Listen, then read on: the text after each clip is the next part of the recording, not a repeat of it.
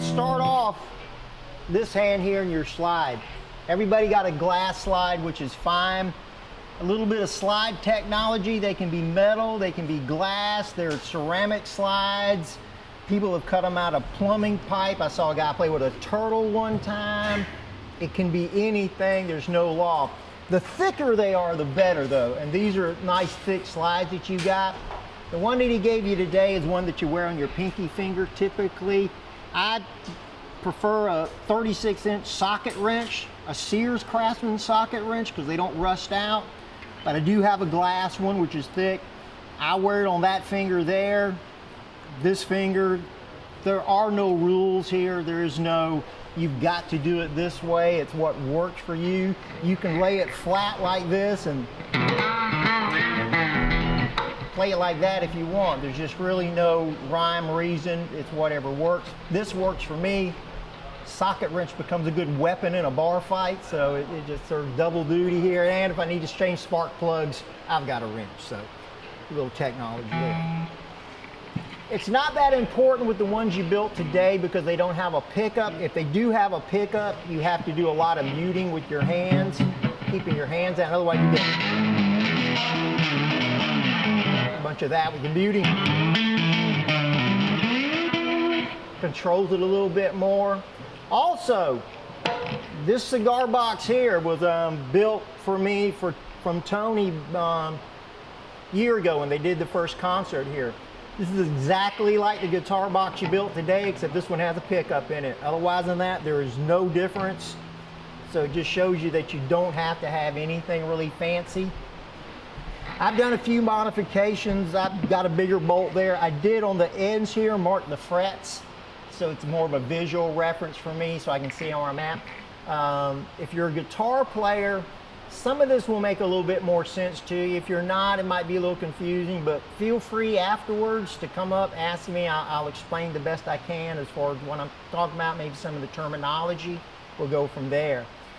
I'm tuned to what is called an open E, which means this is an E, this is a B, and this is another E. So when I strum it, it's an E chord, which if you're a guitar player, that's your first chord, your first position is E. If I'm playing, normally I would play out of A or G, which are really high tunings, but E is more of a standard. Like say if you're a guitar player, it makes a little bit more sense jumping around. The actuality though, whatever I'm tuned to, the positions will always be the same. So wherever I put the slide, if I'm in G, it would be the same place if it was an E. It just sounds different, higher, whatever. You want to try to play on top of these little fret positions. You don't push down.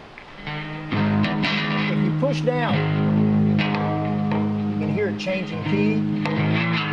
You let it glide along the top of it. And glass is a little easier to do that because it's not as heavy. This is very heavy, has a lot of weight and mass to it. So, but yeah, you don't push down. And I would sit there when you get home, just go.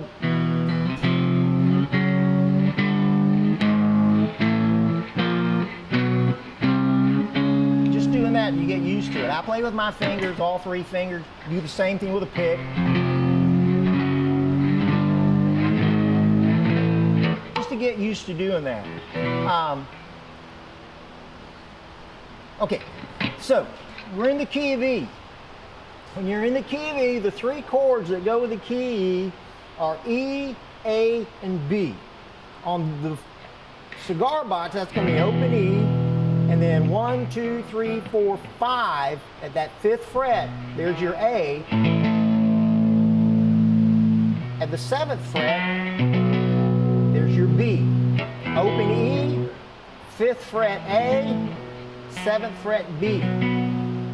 If you go up to your 12th fret, that's the E chord all over again. So you got, and you go, Roy, that's wonderful. Well, what can I do with that?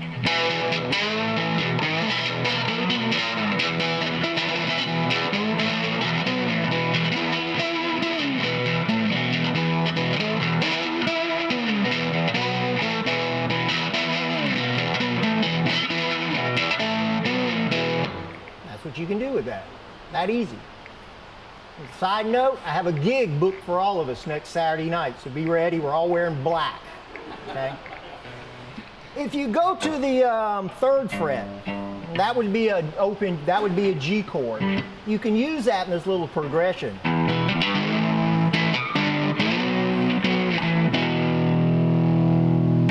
Let me think of a typical song. Come on, baby, don't you wanna go?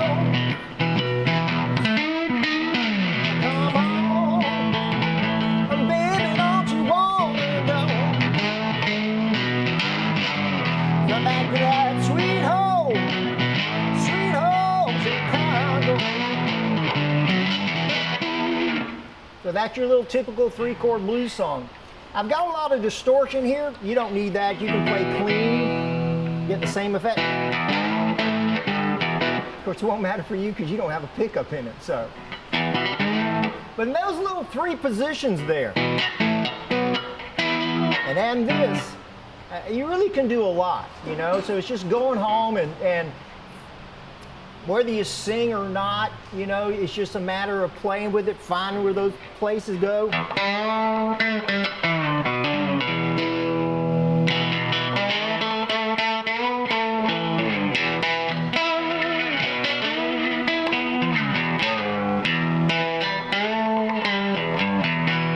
The beauty of this, that's always a chord.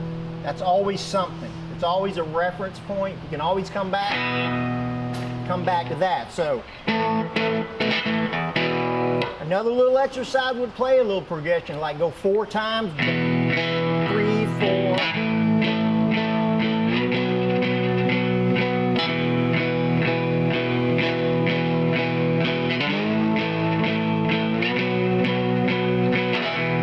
Change it around.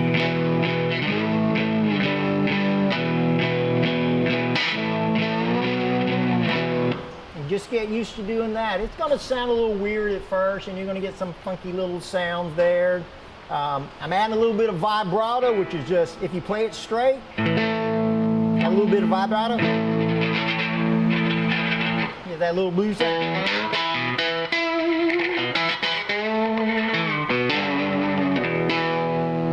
Just gives you a little bit, kind of like you feel like you're in the Delta picking cotton on a hot day.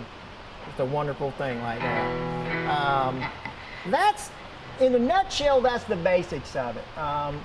From this point, it's just experimenting, hearing what you hear. Got a friend that plays guitar, play with them. On its own, though, you can come up. There are no rules. If you're a fan of blues music, there are no rules.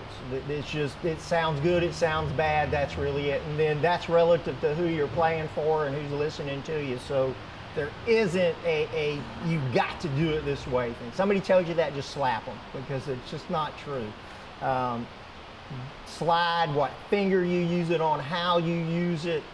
It's what you feel like, how you do it. So anybody got a question right now? Something they don't really understand, or? Do you always use the slide on all the strings, or do you ever just use the slide on one string? Yeah, like.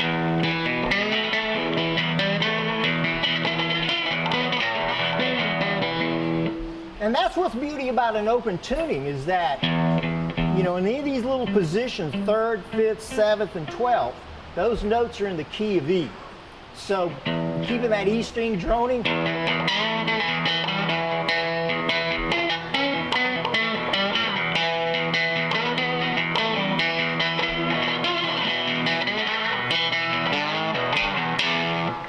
So it's as simple as you can get, because no matter what you do, it's going to sound like you're playing a chord or something. And I know I make it sound easier than it is, but there is a simplicity about it. And guitar players that play in open tunings, that's what's the beauty about an open tuning, is it's a chord. So at worst case scenario, you're playing a chord, where a normal guitar, people just look at you and go, what are you doing? So it is that simple thing. You have a question? Yeah, you're not strumming, you're picking strings. I am, but I could do the same.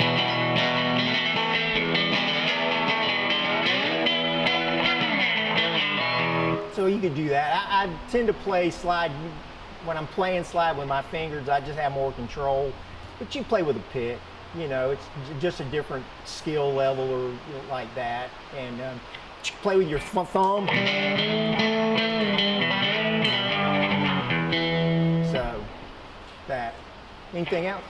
Well, did you go through the tuning of the individual strings for the Yeah, on this one it's an E, E, B, and another E. And on one hand, I had somebody ask me this earlier, if you're not a musician, I think that benefits you a little bit because you don't have any bad habits. Actually with me, I have to think more playing this because I'm used to three other strings being there. So a passage that might be on a real guitar, that would all be right here.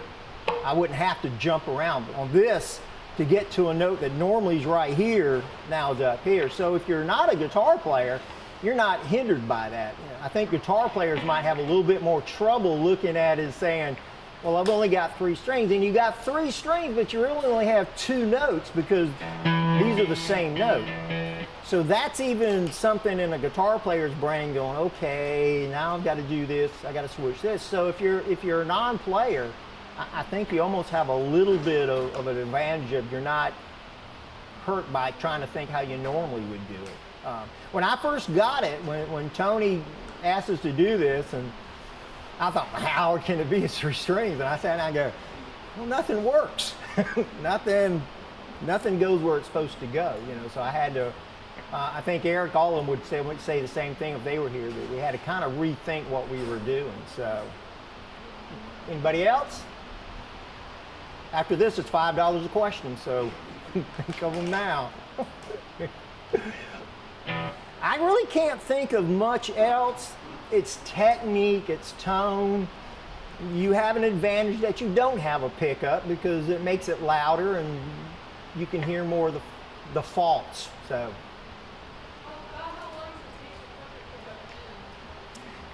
How long is it? If you're just putting in, we're using cbgitty pickups, and you go to their website and order. They've got a piezo pickup that just goes under the bridge and then it goes right to a jack. And that's, you just got to cut a little channel on the top. I mean, that could take, half an hour. I'll show you when we're done, but there's a little piece of plastic here that this is sitting on. There's a jack here, and then this piece here, which this is pretty fancy for a pickup. It's got equalizer the whole bit. Some of them are just a volume control and go. It's got the battery compartment, so. But this gives you a little bit more options. So I've seen them with regular guitar pickups in them. That takes a little bit more skill level because you got to cut a channel in the neck, and that's a little bit more involved than this type pickup. And this pickup seems to work really good, though. You get as loud as I want to get with this bad boy. So, anybody else? Anybody want to know my shoe size? That's pretty much it. You know, if you remember those positions: open, 5th fret, 7th fret, 12th, and add the 3rd in there. But your open, 3rd, 7th. That's the 3 chords in 99 9/10 every blues song ever written is a 3-chord song. You know, you can do 1,000,000 songs with those 3 chords. For those of you who are players, yeah, you get into minor stuff. Those can't do that. You can't do that. You can fret this, and fret means you are pushing down now, like a regular guitar. Typically, you want to press down where that fret marker is. That puts you in tune. That only matters if you're playing with somebody else. If you're not playing with somebody else, it doesn't really matter. You know, it won't sound out of tune because nothing to base it on. Because the action's a little high, it gets a little weird, but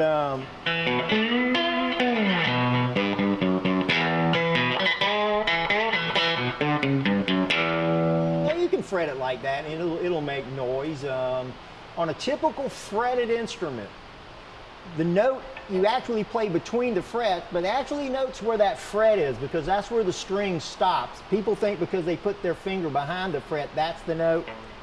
but on a fretted instrument, it's the fret. So that's what these markers do. So if you play it on top of the marker, if you're playing with somebody, this isn't a fine-tuned instrument. It's going to be a little imperfect, but traditional music is not perfect, and that's what gives it that flavor, that sound. It's not perfectly in tune. It's not perfectly set.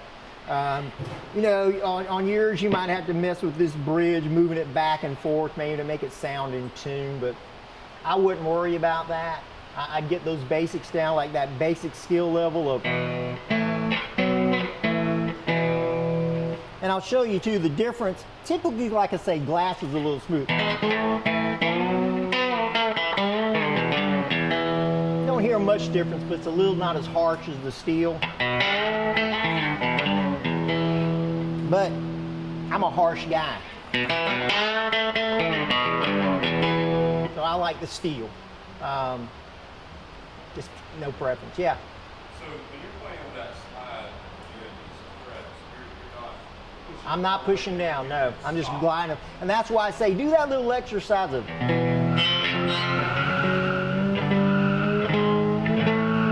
You can push down, but you're going to get... This isn't bad. If you were on a fretted instrument, every one of those frets you'd hear a bump, a pop, a squeak, something like that. So if you push down, it doesn't hurt, but typically no. You're just playing it on top of the string. So don't worry about a lot of pressure. On this, it won't matter that much, but... Top three chords includes on the third, fifth, and seventh. The root, it's called a 4/5 progression. You got the root, and then the fourth and the fifth are the chords. So 1, 4, 5, yeah, is the root. And that's what this is. If this was tuned to a G, an open G, it'd still be the open, fifth, and seventh would be, in a G progression, your chords are G, C, and D. So if this was tuned to G, you'd have G, C, and D. It really doesn't matter. Nothing changes. That's kind of what the beauty of a guitar is. You play in a different key. It really doesn't change what you're playing. It just changes the key. Singing in G and E is kind of low for me. I like singing out of A, so I will tune up to an open A, which is putting a lot of tension on the neck. That's raising up the pitch a lot. On the last Cigar box show we did, there was a request from a young man to do Mustang Sally, and that was in C. And when I was tightening up, I was kind of, you know, because that was a lot of tension. E is probably the lowest you're going to go. But that more gets into if you're singing, because you might say, I can't sing out of E, I can't sing out of this key, I can't sing out of that key. But the reality is, if you learned a song in E and you wanted to play it in G and tuned up to G, none of your position would change. You would play it in exactly the same place you played in E. Now the guitar is just tuned up to G. A real guitar, that's different. You got to move around for every key, you know where you're at. But in this, that's what's really part of the simple thing about it, is you're not having to relearn to play the guitar every time you pick it up. So licks are the same, you know, whether I'm playing in one key or not, it's the same lick. It's just in a different key now. So. Anything else? That good? Thank you. All right, well, thank you. If you have any questions, come up and ask. Thank you very much.